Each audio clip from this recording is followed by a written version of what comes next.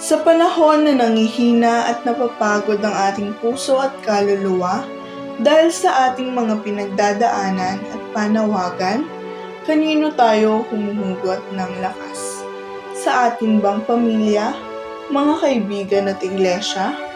Iisa lang ang panggagalingan ng lakas na ating kailangan.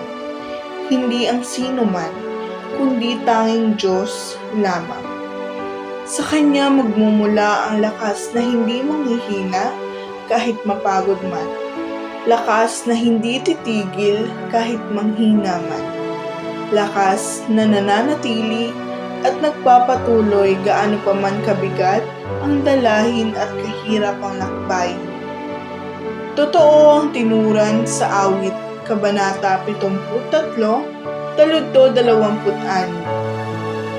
Puso ko't kaluluwa, kung nanghihina man, ang Diyos ang lakas kong tanging kailangan. Ang Diyos ang magpapalakas sa akin dahil wagas ang kanyang pagkalinga at pagmamahal, at ang kanyang biyaya ay sapat sa bawat araw at panawagan. Manalangin po tayo.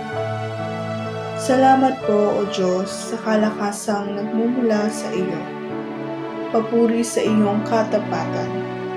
Patuloy mo po kaming palakasin, alang-alang sa iyong kaharian, at sa amin pong bawat paghakbang.